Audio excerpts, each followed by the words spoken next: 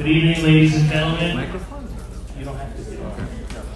Okay. Just to get attention. Good evening, ladies and gentlemen, and welcome to the Costa Hollywood Beach Resort here in Hollywood Beach. And I'm Rabbi Laredo, and here is Gedale Fenster. Put your hands together for Gedale.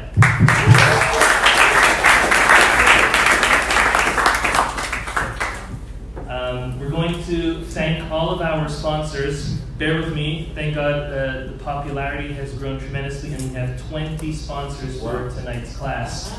Ken Yerbu, this is all in Gedale's merit. So we want to thank all of our sponsors. We're going to try to do this as fast as possible, yet as meaningful as possible, because everyone has a special request and special blessing.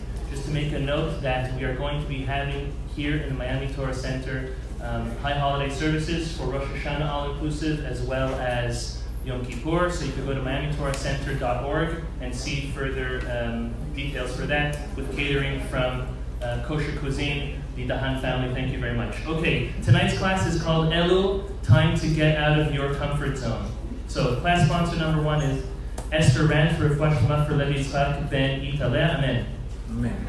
Anonymous for the speedy recovery of Yecheskel Shraga ben Elisheva Chana. Amen. Amen. Anonymous for the Zechut for Shalom for Yeshua Yitzchak ben Sarah Friedel and Batya bat Esther Leah to have clarity, peace, health, and happiness together with their children. Refuah Shlema also for Chaya Fruma bat Perel Miriam and Malka and David Ari Halevi ben Frida for all of Yisrael to have a Shana Tova and Yeshuot. Amen. Amen. Juliet Zilpa Rachel Naneshveli and Natan ben Inessa Borochov in memory of Ben Sion ben Tamara. Amen. Amen. Anonymous with the request of Hashem that all of his children will be Matzliach in Yeshiva this year, and that their family should be Matzliach in making Aliyah soon as possible. Amen. Amen. Anonymous dedicated in memory for the yard site of Eliezer Nachum Chaim ben Rachel, and may his merit bring down comfort zones and reach major breakthroughs for spiritual, financial, emotional growth. Amen. Amen. Yafa M in memory of Clara Batrita and sponsored by Malka Bat Naomi and for good health, and for Maya Bat Gita, and also Eliana Naomi Bat Sarah, Chaya Rachel Bat Sarah, and Yafa Bat Ora, and Sarah Adina Bat Chava Yenta, and to find their Zilugim. Amen. Edmund and Zoya Hakimian for Hakarat HaTov to Hashem for guiding them to the right directional aspects of their lives, and having the privilege to hear Gedale, and thanking Gedale for adding this perspectives to their life and completely changing because of your words. And one day, our day is incomplete without listening to your wise words. Thank you very much. Amen.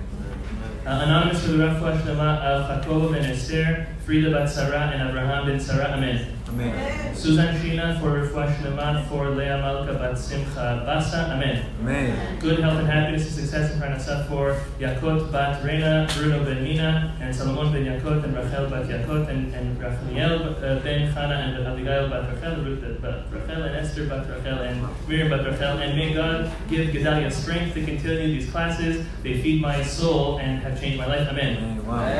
Okay, Idan, in honor of Gedale, may he continue to bring Bina Dat to all Am Yisrael. Amen. Amen. Anonymous for the merit for Miriam Bat Chaya to have a Ben Zachar, and in honor of Gedale. Amen. Amen. Anonymous in honor of Gedale. Amen. Amen. We have another one of those coming up. Anonymous for the Refuah Shlema and clarity for our son Shlomo ben Bracha. May he believe in Hashem with love for his parents, from his parents, and in honor of his mother's birthday. Amen. Amen. Shamayim Topper in memory of his brother Shlomo Yeshaya Baruch ben Liba, and in honor of Gedale for spreading Torah and the light in this world and helping those in dark times find light in their lives. Hashem should continue to give you strength to continue to spread Torah and light all over the world. Amen. Amen. Hillel W. in honor of the new baby boy that he just had born today, and for his wife Malka Bela Bat Manya to have a Refuah Shlema and a recovery, and Zat Hashem their son Brit Milah on time next week. Amen. Amen. Batya in honor of Jessica and Dov Cram's 19th anniversary, and the community of listeners, and in honor of the community of listeners of Efrat. And they all look forward to meeting you, Zat Hashem, soon. Amen. Amen. Anonymous in honor of Gedale. Amen. Amen. Also for Klal Yisrael Shiduchim, Refuah Shlema Shalom Bayit Navi HaMashiach. Amen. And last but not least, Yigal Shalom and Naaman Freddy in honor of their 5th anniversary. Mazal Tov, many more happy years, health, success, many more years, and in honor of Gedale. Amen. Amen. Want to make next week Mexico? Yeah. Next week, first of all, I want to thank everybody for. Can everybody hear me? Yeah. Good. Okay. First, I want to thank everybody for the unbelievable sponsors. We are a nonprofit. Don't get the wrong idea. The money's going straight into Rabbi Laredo's the funding. May Hashem bless him with everything. I'm deeply honored by all the unbelievable amount of donations. It's unbelievable. I mean, I think I could just go home with all these blessings. I don't think I need to do much. So next week's class, we're going to be in Mexico City.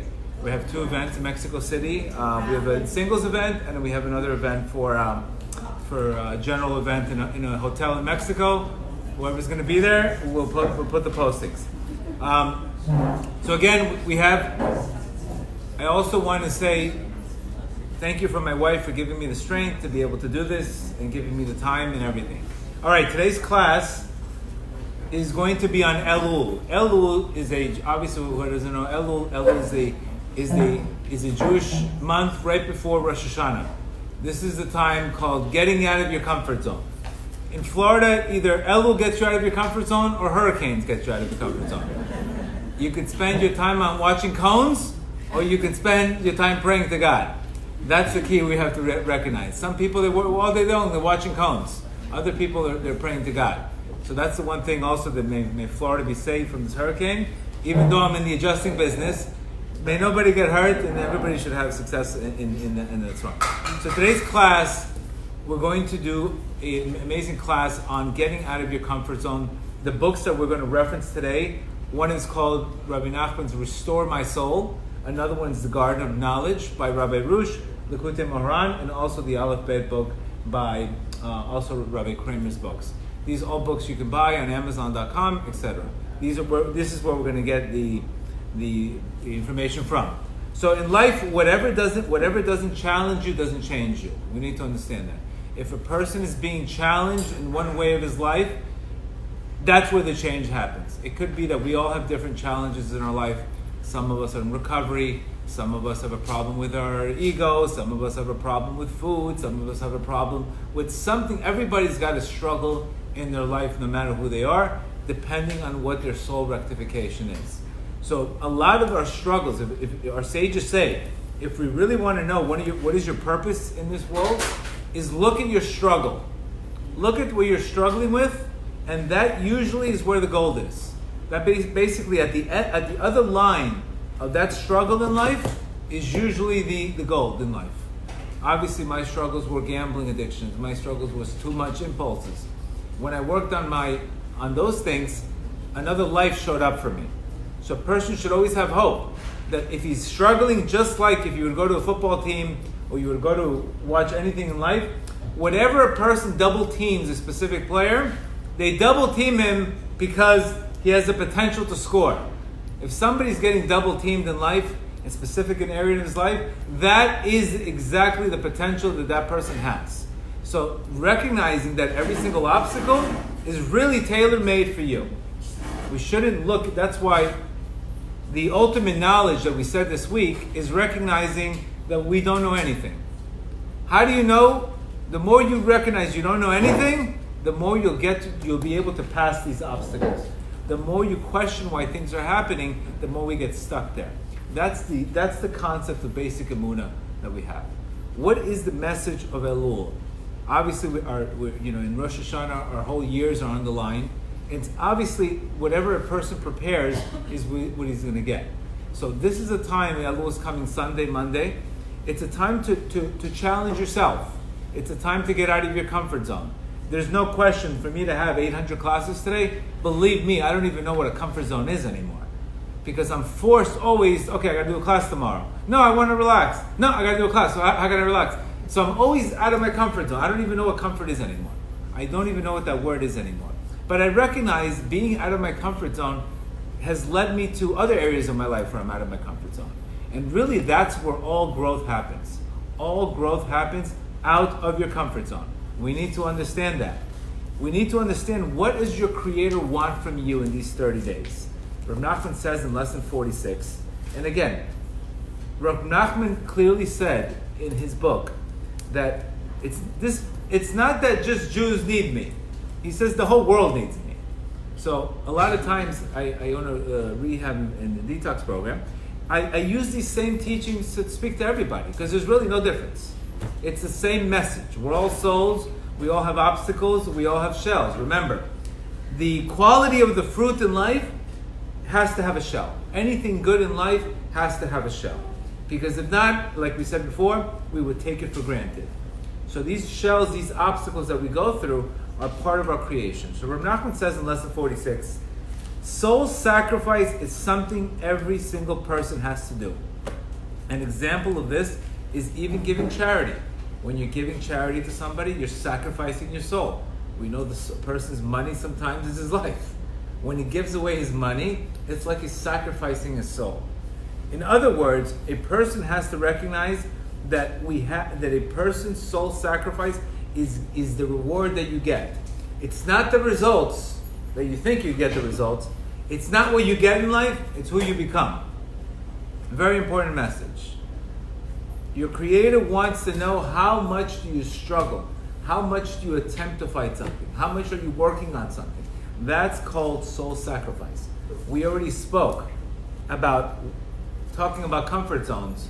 How come only 20% of the Jews stayed in Egypt? 20% got out of Egypt. Why did 80% of the Jews stay in Egypt? Because of a disease of comfort. So there was two factors that our sages say that basically tells us why they stayed in Egypt. What were the two factors that they didn't have? They didn't have faith in themselves that they can get out. That's the beginning of everything. And they didn't have what? A desire to get out. These are the two factors in our lives. We all are stuck in Mitzrayim. We all have a Mitzrayim in our lives. Depending on who you are, you have some kind of Mitzrayim. It could be your children, it could be your wife, it could be your mother-in-law, it could be your work, it could be whatever it is. You're stuck in some kind of Mitzrayim in your life. And what your Creator wants to do is see how much do you want to get out of Mitzrayim. How badly, or what kind of effort would you put in? That's why if a person recognizes, if he has desire and he has faith, he will break any wall. But if he doesn't want it enough, or he doesn't believe it enough, he's going to get stuck in Mitzrayim. So that's where the majority of the issues are today. People need more ratzon, need more will. It seems to me that it's easy to be in comfort than to put the effort in. Like I said, many times I've woken up where I didn't want to wake up. But I recognize that I can't live my life depending upon how I feel every time I want to do something. So when I recognize that I do things, if something's bothering me, I do it opposite. If I'm tired, I'll wake up with energy. I'll do exactly the opposite of what my evil inclination wants to do to me. Because we know that the evil inclination wants to do nothing but keep you in comfort, wants you to be hesitating, wants you to go to sleep. Just take it easy. So you have to recognize in our life that whatever your challenge is, whatever your hesitation is, you have to do the opposite. Our sages say that it takes 40 days to break any habit. If a person has a hard time getting out of bed for 40 days, he has to run out of bed for 40 days straight. It takes 40 days, our sages say, to break any habit. If a person is sluggish, he has to start running. Whatever a person's struggle is, if he's a procrastinator, for 40 days, he has to do the complete opposite. And technically now we have these 40 days coming up. We have these 40 days starting Sunday where a person can have a goal. You are meant to hit goals in life. But you have to recognize whatever your weakness is, whatever it is, you have to go the other way dramatically. With all in. We speak about many times. What's the difference between somebody being interested and somebody being committed? What's the difference between having faith and having trust? We speak about faith is, I believe things will work out. But only trust will convert that into action. So what we have to do is we have to gain trust in ourselves, and whatever a person's habit is for 40 days, he has to recognize 40 days can start Sunday into Yom Kippur. You can actually break decrees 40 days. You want to show up to Rosh Hashanah Yom Kippur with a smile right before they're giving you the sentence for the year. We don't want to show up, what time is it 10 days? You don't want to show up like that. You want to show up prepared. You want to show up prepared to win. So very, very important, the preparedness.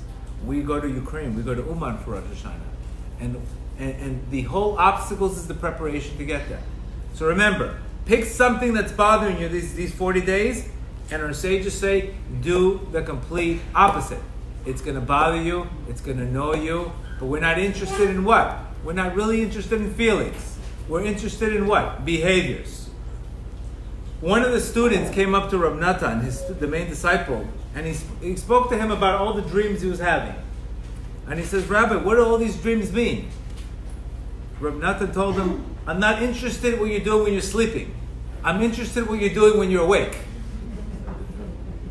What are the dreams going to do for you? What are you doing when you're awake? Anybody can sleep. Dreams, this means, it means that, it means this, it means that. What are you doing when you're awake? That is the message for Elul. We have to wake up. We have to be ready in 40 days, because let me tell you, 2019 was a tough year. And who knows if maybe we would have put a little bit more effort last year. We would have gotten a little bit change. We would have put just a little bit more effort. This is something that Reb Nachman says all the time, that we're going to constantly, our level in Elul is a concept of constantly going in a zigzag in life. Spirituality is not a way up. It's a zigzag. One day you're up, one day you're down. One day you're up, one day you're down. It's very similar to working out. You lift the weight, you have to put it down. But what are you going to do? You're going to stay there and put the weight down? You got to lift it up again. That's your life. If you're down, there's no other option but to come up. And if you're up, recognize you're not going to be there forever. You're not going to be in that level forever. Once you start recognizing that there's days where you're going to be waking up with tremendous energy, and there's days that you're not even going to want to move. It's almost like being on a treadmill. One day the speed is 3 miles, level 3. Another day is level 10, and you got to do the same amount of effort. So the days that are level 10, we have to push a little harder. The days that are level 3, enjoy the day. That is your life. It's not to get in despair. It's not to get depressed. It's to know the rules of spirituality. Why does it have to be like that? Why do I have to go through all this ups and downs that's driving people crazy? Even people in recovery. Up one day they feel great, the next day they don't want. It's like nothing happened. It's because sometimes, unfortunately, we develop arrogance, and we start thinking, look at my efforts. So when you fall on the floor, you recognize you're nothing without Hashem. You're nothing without Hashem. It puts you in a vulnerable position to recognize you're powerless. See why you have to fall? When you fall, you recognize, I thought maybe I was the one succeeding in this area of my life. But when you fall, you start recognizing you're completely powerless. So ultimately, the fall is good, because you start recognizing your Creator, which is the whole purpose of the world, is to recognize everything that's happening for it. So we shouldn't be upset about the falls. We're going to talk about that concept between Adam. Because most people, when they fall, what do? They hide. They hide. You have a fall? Who can I blame? I don't want to think about the fall. Just get me out of my head. That is called hiding. Which is the opposite is what? Taking responsibility. We need to recognize a person's created in this world in order to get to know his Creator. He has to spend time getting to know his Creator. And usually the cries from the heart will come when he's in a state of a yeridah, when he's in a state of a fall. During the night is where most things happen. The vessels that are being prepared at night. So Reb Nachman says it takes great battle and struggle to deal with this. Who has the head to go through all these ups and downs? I'd rather quit. Person could say, what do I need all these ups and downs? What do I need all this? Because if you don't have the ups and downs, then you live a life of anxiety, you live a life of depression, you live a life of no meaning, and welcome to today's world. If we don't have spirituality, what do we have? We get stuck in pain, we don't understand it, and we numb. So it's very important to understand that. And he's saying here, the most important thing, he's saying that nobody, your Creator, does not give you an obstacle that you cannot handle. Right away, that has to be your belief. If your belief is, I can't take this obstacle, it's too much for me, right away you have the wrong belief system. Because why do people shut down and why do people become overwhelmed? Because they think they got too much. So it could be, God forbid, the worst thing in the world. It could be trauma. It could be, God forbid, abuse. It could be whatever you name it. We need to understand. If my main belief is that your Creator does not give you anything you can't handle, then I have to shut any kind of despair out of my mind. If He's giving you that obstacle, it's because you can handle it.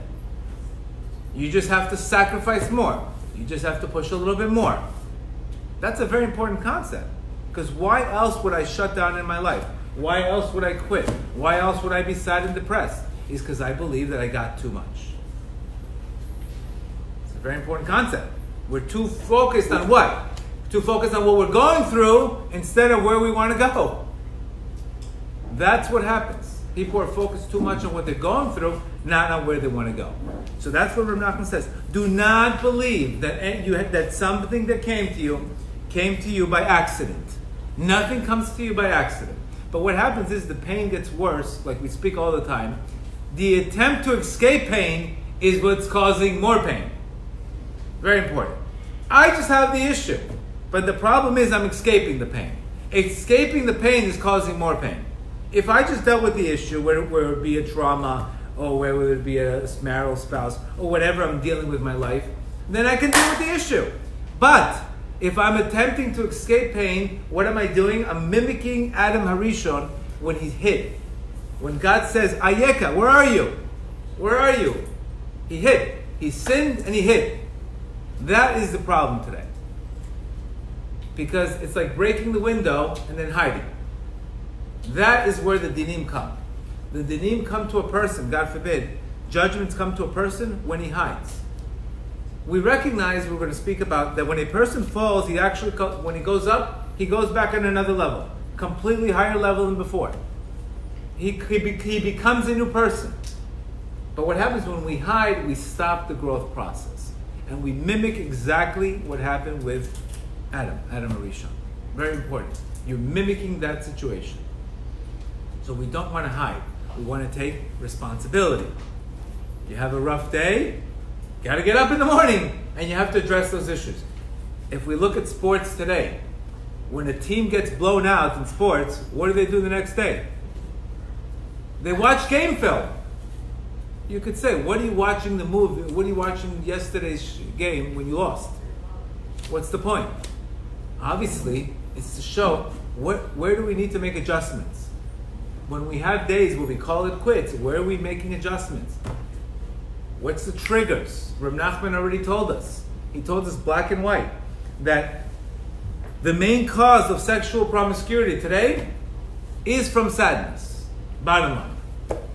If a person wants to have a spiritual vessel, clean vessel, he has to fight sadness. If he fights sadness, God will protect you himself. He says in lesson 189, He will protect you himself. You will have a guaranteed protection. But where's all the yush? It's in sadness. We need to understand that. So our job is to really change our perception in life. And this is what he says here. The same is true of prayer. Initially, there are many obstacles in prayer. But when a person starts, everything in the beginning begins with obstacles, begins with confusions, begins with actions. The word tehillah means to praise, and the same word tahala means confusion, is right there. That means the minute a person starts praying, right away they confuse it. Why do they confuse them right away? It's because if you start praying from your heart, you know what's going to happen? You're going to bring down shefa, you're going to bring down abundance, you're going to bring down blessing. So the evil inclination does not want that. So what does he do? He puts you in Tokyo, you're focused on Hurricane Irma, I don't even know what the name of this one is. You have hurricanes in your head when you're praying. Cones and lines and meteor channels. You have channel 7 on your head, you have channel 10 on your head, anything but your heart.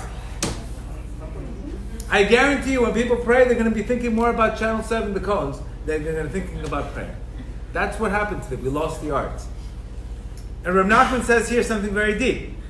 And he says the biggest problem that we have is our questions about our Creator. does it really make a difference if I pray? Does it really make a difference if I do this? That's a klipa. A klipa questions, does it really make a difference?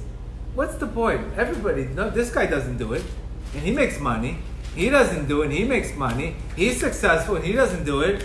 That's where he gets you. Once he gets doubt in your head, there goes everything. There goes everything. It's very important to be committed. Because Rav Nachman's telling you, once he puts the kushot in your head, then all of a sudden what happens? Your heart's cooled off. If I have a question, does my prayer really work, or is it a waste of time? I tried it already, it doesn't work. Already that question is in my mind, I lost the battle. Rav Nachman tells us, you have to actually scream. And he says, how do you have to scream in prayer? He says, imagine you were in the middle of the ocean and nobody was there. Not even FEMA. You're stuck in the middle of the ocean and nobody can hear you. That is the intensity, Rav Nachman says, that you have to put in your prayers. You have to pretend nobody can see you. I know if I'm in the middle of the ocean, the rabbis will find me. I'm sure the rabbis will find me. But imagine if you're in the middle of the ocean, that's exactly how you have to scream. That's the level that he wants your intensity. Because ultimately, what does he want from you? The cry from the heart. And Rav Nachman's telling here, he has to cry out loudly from his heart to his Father in heaven, and it says God will hear your voice. And what happens? All the kushot will be collapsed. That's why the word here, Shema Adonai Yikra, is the same word, the same letters as questions, doubts. When you scream from your heart, God will hear your word. Kusha, questions, that eliminates that. You almost have to put yourself in a position to scream it out, where you feel it or your intensity.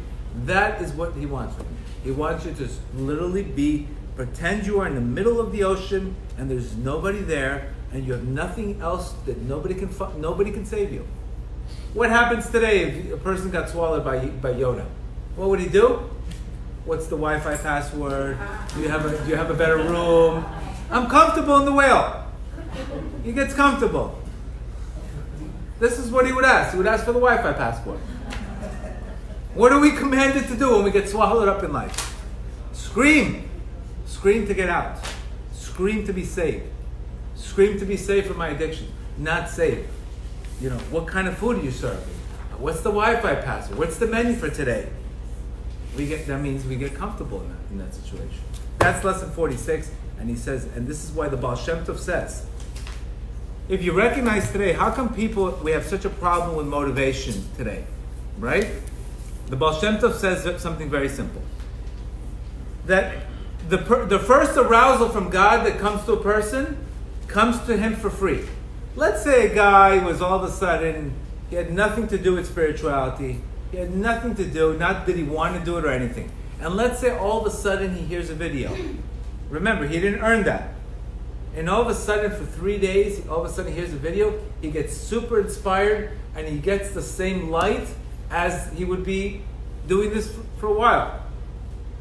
What happens to him? 3 days. He gets like a free preview for 3 days. This is how you feel. Many times I see people, they get excited. Where are they? But after 3 days, you know what happens? The energy gets taken away from you. You get inspiration for 3 days, and then, okay, this is what it tastes like. This is what your life could be. This is what it is to meditate, do his bodedut. You feel amazing, and then I'm taking it away from you. Now you have to earn it. See why there's so confusion? People say, I don't understand. I feel good. Yes, now I don't feel the same. You have to earn that feeling. You want to feel tranquility in your life? Everybody wants anxiety-free life. You think anxiety-free comes free? It's called, you have to pay a tax. It's called the anxiety-free life. You know what that tax? There's a tax. How do you pay that tax? That tax requires learning bitachon. That tax requires doing his bodedut. That tax required watching your emotions. It doesn't just come to you like that. You have to pay the price. You have to pay a tax. So the Baal Shem Tov says anything you get in life, spiritually, you will get a 3-day preview. After the 3-day preview, 4-day preview in the beginning, it's taken away from you. Now, earn it. Earn it.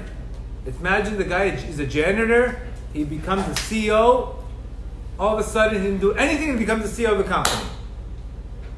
And then he tastes what it tastes to be like a CEO. But now then he has to earn it. That's the price we have to pay. That's the way it has to be, because otherwise, again, you wouldn't struggle. You need to struggle to get that. Reb Nachman says something very beautiful concerning Teshuvah also. When a person begins to serve God, many times if you see employees in Miami specifically, there's resume versus what they put on the resume and what you get. The resume, this guy is a CEO of the year, employee 100. But then once the guy starts working, what happened to the guy in the resume? You look for the guy. Where is he?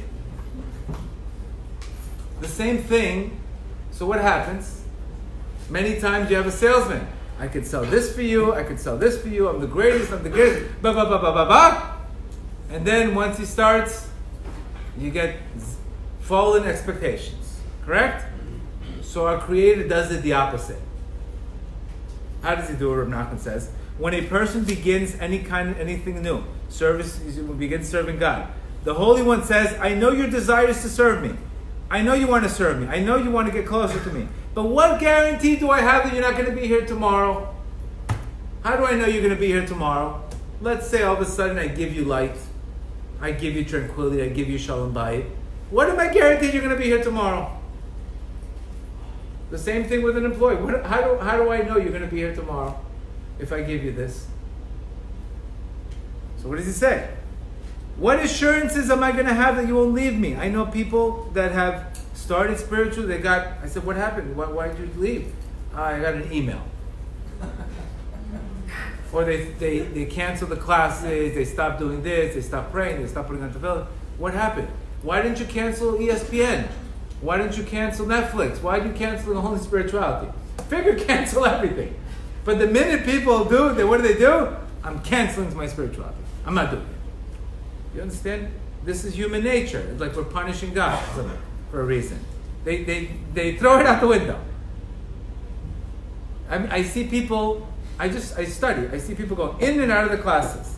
In the group, out of the group. In and out of the group. I said, am I charging you for it? Why do you keep on going in? Put me back on the list for me. I said, why are you getting out? I didn't have a good day. So why you can't just have delayed gratification? You're just jumping in and out. When days are good, put me on the class. When days are not good, I don't want to be in the class. Well, what are you saying? You're saying that you don't want to deal with concealment. Again, I used to do this. This was my life. My life was, I had a good day, I would pray, I would do this, rough day, forget it. Checked out. But what are we showing? We're showing that we don't like concealment. We only want light. So Reb Nachman says, he says, what guarantee that you're going to be here tomorrow, you're not going to leave me? If so, draw closer to me now with your will. And how can I reveal to you everything about the company? How can I reveal to you everything that I know? Rather do this. Start showing a love for me in the present situation. So a person first has to say, thank you in this present situation. If you really want, if an employee, logically, an employee will stay with you when business is rough. Kol v'chomer, he's going to stay with you when business is good. But if he's not going to stay with you when business is rough, then what do you need him for? What do you need that person for? So Hashem is telling us here, how can I start revealing everything to you? I need to see your simple simplicity. I need to say you want to pray to connect, not just to get. Serve me with simplicity, without any kind of sophistication. After you've done this for some time, I will then believe you and reveal to you the reason behind everything that you have in your life. First, he wants you to say thank you right now when you're in the toughest position in your life. So wake up like faith it till you make it. People say fake it till you make it. No, we have to say faith it till you make it. Believe it till you make it. That means do what you can. That's why the reward is so big for saying thank you to Hashem, thank you to your Creator when you're in the worst conditions. When you do that, you're basically proving, I'm in. I'm saying thank you right now and I'm in the pits. If I'm saying thank you right now and I'm in the pits, obviously I'm going to say thank you when things are good. But the reverse is no purpose for the reverse. So that's why people are getting tested so much today. Because they want to see how loyal they are. And I would do the same thing to an employee. I want to see loyalty. If you ask me one thing I look for in employees, loyalty. Everybody's there when things are good. But let me see, let's see what happens. What does this guy do when we have chaos? Is he loyal to me or not? Through those dark times, that's when I reward the employee when things are better. And it's the same thing, this mirror spirituality. You cannot, Hashem will not reveal to you until you serve Him with simplicity, with an aspect of not knowing anything. What do you know? What do you know? We're in the middle of a movie. We get stuck in these traumas, we get stuck in these problems in our life because we think we know. What do we know? The more you recognize you don't know anything. We don't know anything. And we're not supposed to be. Powerless is really power. When a person says, I'm powerless, that he's really powerful. Powerless is powerful. Why is powerless powerful? Because you're recognizing you don't have to. You're recognizing that there's a greater God than you.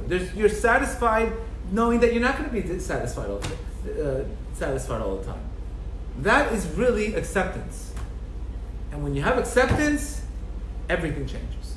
Everything changes in your life across the board. Everything changes. Like we said before, there's a time to figure things out, and there's a time to just accept with simplicity. Reb Nachman only spoke about one thing. Serve me with simplicity. Like a child speaking to his father. That's it. He didn't speak about kavanot, meditate on this, meditate on that. He wants a person's heart. That has been the key to, thank God, to the success that I've had today. Is nothing more but simplicity. Super, super simple. Even the classes. Simple. Simple information. Once we complicate things, that's where all the problems begin. That's where the kushot begin. That's where we get ahead of ourselves. The complications. We become heartaholics. Nachman says in lesson 86, he says, the less faith you have, the harder your life is going to be. Everything is going to be difficult for you. Why? Because you don't really believe simple things will work. I tell people, listen, read this Tikkun HaKlali, and it's going to help you think differently. What do you mean? I need to go to a psychotherapist. I need to do this. I need to take this medicine. I need to do that. I need to do that. Yes, but this is the start of it. Believing in simplicity. When I read Reb Nachman's Tikkun, this is the problem for this. Okay, let me say it. How do I know it works? Who do you know that has it work? Do you have any references? Who's going to give you references for Reb Nachman today? They'll tell you you're Mishugat.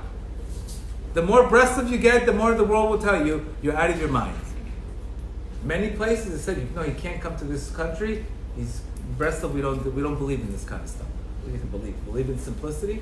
Believe in simple faith? That's what Nachman says. Serve you with simple faith. Once you serve Him with simple faith, it's very easy for you to get back up very quickly. Once you serve Hashem with simple faith, you don't really over-question things. You let things go. Somebody insults you, you let it go. But the more complicated you are, the more things you take personal. The more you get upset. The less things you accept. The more miserable you become.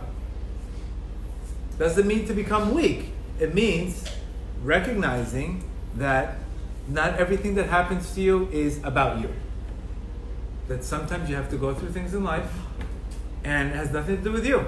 Just like Yosef HaTzadik. What did he say? Very simple. He says, don't think that I was sold here in Egypt. I was sent here. Wow. Let's talk about being sold by an Arab. Let's talk about going to jail. Let's talk about the 4 or 5 traumas that he had. He just said, this is all part of the master plan. And his salvation came from being happy. in that process. Can you imagine going through something and having a smile on your face? You know what kind of level that is? And that's what salvation came from.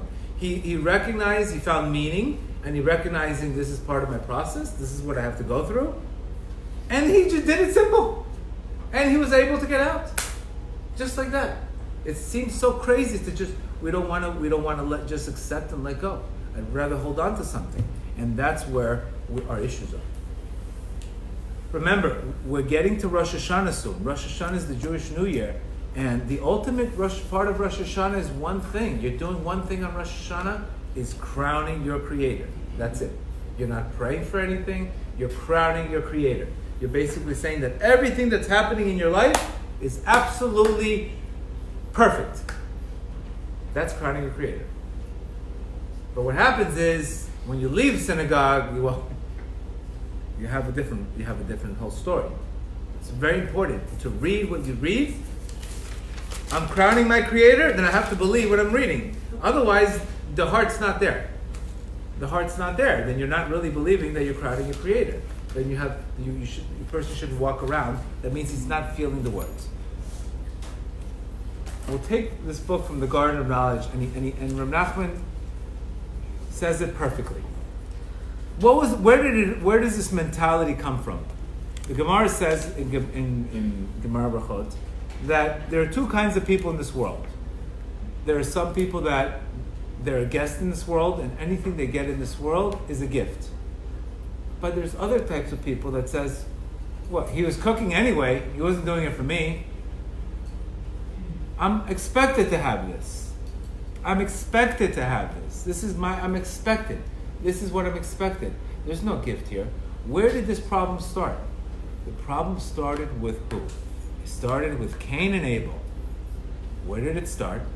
Cain made no effort to make, when his sacrifice was flax. Very cheap sacrifice. Rabbi Arush says something very beautiful. The word kinyan means to acquire. Expectations. I'm expected to have this. Sometimes I see people are not getting, I've tried to set a lot of people up, and I promise you, this is like a Lego. Here's a Lego, just put it in the thing. I don't like his personality. Okay. He's too yeshivish for me. He said, what do you think? That person's never going to change? You think you're going to get, just because you marry somebody, it's going to be guaranteed this? It's going to be a red Lego his whole life? You can marry a red Lego and it's going to end up becoming purple at the end of the day. What do you think? You're guaranteed that thing doesn't change? I don't like this. And I promise you these were tailor-made shidduchim. Tailor-made. I was shocked. I said, I'm out of this business. I'm out. I can't deal with unreasonable people. The mindset is to be open-minded. You're going to get surprised anyway in life. What do you think? You're going to get whatever you think you got. Nobody's going to check. People change in life. And you have to be comfortable with the changes. Just because you buy this doesn't mean it's going to stay like this.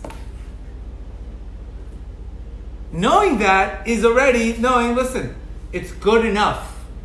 I'm happy. It's good enough for me. But once we start becoming perfectionists, we get what? Nothing. You have to be a good enoughness in life. It's good enough. I'm happy. It's good enough. We don't want to look for perfection, because what happens if we look for too much perfection, especially when we're not perfect, it's not going to work. So that's what the problem is today. Specifically, the issues that we have to be more open-minded. And many times, like I've said, I've seen where Hashem plays a joke on people. The friend that he went out with, that didn't want to go out with on a date, set him up for the marriage. How many times is the blessing coming from a mistake? How many businesses have come from blessings from complete mistakes? This week, Baruch Hashem, I got amazing employees. I didn't get them from I got it from a company closing down overnight. This is the way blessings are coming down today. It's coming to you to recognize how much you don't know anything. That's how blessings come today. It comes to you to recognize, don't think it's you. Stop thinking it's you all the time. Bittul yourself. Stop thinking it's you. Believe me, I learned the hard way. Because what happens, we think it's us. We think it's us. We're controlling everything. No, you just have to be in a position to win. This whole week, I was fighting for the right employees. I was begging Hashem. And one day, 10 employees in one day available like that. How did that happen? In a blink of an eye, just like that. So the person has to understand. He has no control of nothing. So the word kinyan means, the word Cain was arrogant. He's thinking, what do I need to make an effort? What do I need to make an effort? He's saying, what does God already need? What does he need my prayers for? What do I need to make an effort? Where Hevel considered him opposite. Hevel is the concept of powerlessness. Hevel. Cain is, I'm entitled to everything. Hevel is the concept of, I know nothing. He didn't know nothing. He came with the best offering. So what happens? He's saying here, the reason why Cain brought that is because he thought that he was entitled to everything in the world. He's entitled. What do I need to do this for Hashem? What did Hashem do for me lately? How many times you speak to people? What did God do for you lately? Why do I need to pray? What did he do for me lately? What is he doing for me? What has he done for me lately? That's the problem. We walk around like entitled guests. And when things don't go our way right away, we're mimicking Cain. Why do I need to put effort into prayer? Why do I need to put my effort into recovery? Look at the world he gave me. Look at the lemon I got. Look at the problem I got. Look at the situation I got. So we walk around saying, I don't have to do much. And that's a problem. Why is that a problem? Because he not only is he going to do that, but he's going to eventually say, God made a mistake. Now I don't understand how my neighbor's successful and he's successful. See the problem here? First, you don't stay in your lane. Then you start saying, not only did you miss me, but then you miscalculated this guy. You miscalculated that guy. See the problem? We're walking around like guests thinking, I'm entitled to everything. I'm entitled to everything. And this is when a person starts looking at that. Cain did not want to have anything to do with his creator. He just wanted to leave me alone. Don't bother me, I won't bother you. Do we know people like that? Yes. When you don't have hunger in life, you're basically saying, don't bother me, I won't bother you. Because I should have gotten something already. That belief system is a problem. Because that belief system is going to lead you to a tremendous amount of gava, arrogance. And this is what the Zohar says. Cain was born after Eve injected with the snake's spiritual venom. In essence, that's how arrogance was made. Because what happens, Adam and Eve, they sought kavod, they sought honor. Right? We know man's biggest test today is his eyes. Woman's biggest test is honor. Right? Maybe if you get one woman to say, I'm sorry, I made a mistake. Ripley's Believe It or Not Museum. Because it's against her kavod. It's against her kavod. A man can say, I'm sorry 1,000 times. But for a woman, it's very hard. It's harder. It's like telling a guy, don't look. You can't. You can't do it. It's like, you can't. It's the struggle for them is honor. Acceptance, forgiving, not suppressing, not holding grudges, resentment. That is more of a struggle for women than it is for man. Man's more struggle is his eyes and his desires. Just like you don't see too many promiscuous women looking around all over the place, like Wimbledon. But with men, you do see that. That's how you were made. That's how you were made. You need to understand what your struggle is in this world. You need to understand.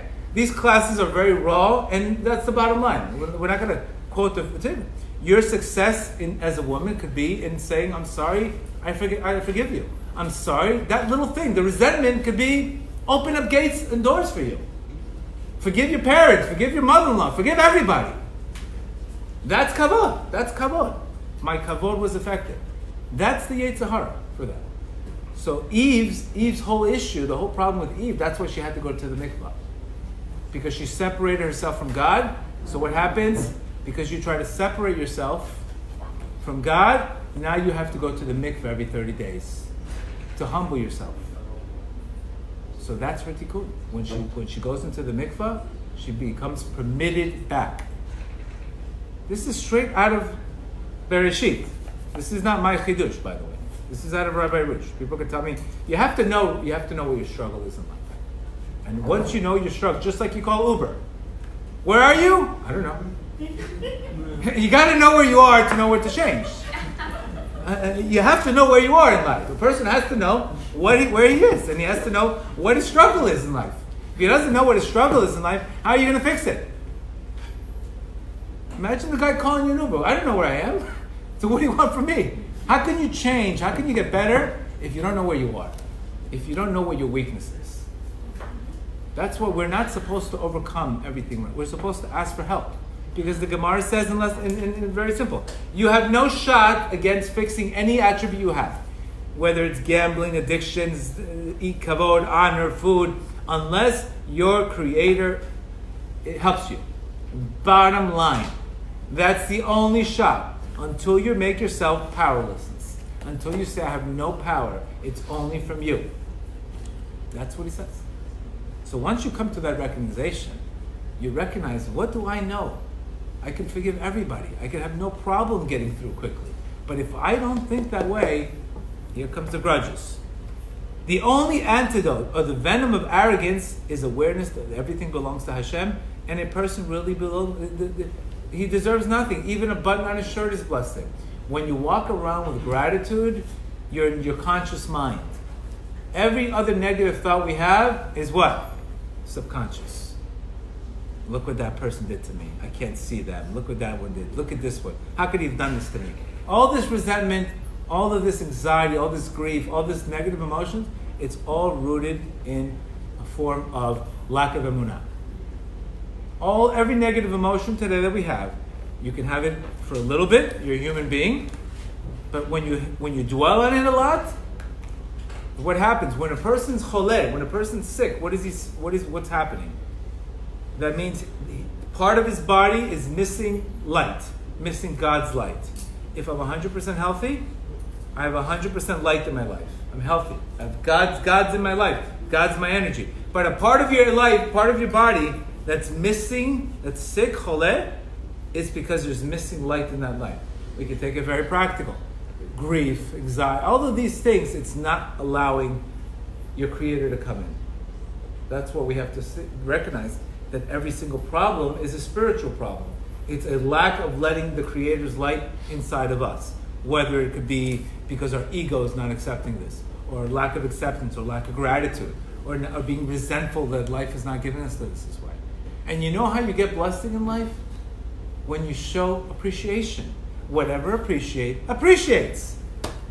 The more gratitude in life you show, and recognizing that I'm here as a guest in this world, whatever I get is a gift, somehow you're going to get more gifts and more opportunities. But the more you're saying, here, I'm not getting this, this is the kind. What did you do for me lately? Why do I need to put an effort into prayer? What do I need to do this? Remember, we need to remind ourselves this a lot. I can be, Baruch Hashem, I have many blessings in my life, but I could come home at 5 o'clock, be upset. It's normal, you're a human being. But at 5:15, I'm out of that state. I say, whoa, why am I feeling this? What am I focusing on? Okay, I'm focusing on this. Turn the expectation to appreciation. We can't come into this world as a person thinking he's entitled because you're copying Kayin. And the opposite is Hevel. Hevel is what? It's a gift. Everything's a gift. Hevel, I'm Hevel. Hevel is nothing. And this says very simple, that when a person starts to recognize that when he's nothing and he's recognizing everything's a gift, it's very easy for him to show gratitude. It's very easy to express gratitude. But when a person says, when I tell a person, you should try 10-day gratitude journal, 40-day gratitude. What am I going to say thank you for? Then we have a problem with perception. Then we have a problem the way you're looking at the world. And that person, you really can't help him yet, because his perception is, look what's missing in my life. And this is our job in this before Elul. When you get to Rosh Hashanah, just pretend you're a guest in this world. Pretend that everything you get is a gift. Pretend everything is a gift. You get a date, it's a gift. If it works out, wonderful. Then you stop living with these crazy expectations. You turn your expectations into appreciation. And then major shifts happen in your life. You start focusing on the good that you have in your life, and guess what? It doubles, it triples, and you're going to say, until you have enough. The word al belidai is Hashem should bless you until you say enough. There's so much blessing in this world. That's how we have to think. That's how we have to prepare ourselves. Gratitude breaks everything. That's why our sages say, a person's tears can do what? A person's tears can open gates. But gratitude, when a person prays with joy, there's no gates anymore. There's no need for an opening. It breaks gates. So may Hashem help us that we should walk into Rosh Hashanah with tremendous gratitude. First, by recognizing that we are guests in this world. Until you recognize you're a guest in this world and you don't know anything, things are not going to get better. They're going to become bitter. So we make this switch today. All right, that's today's class.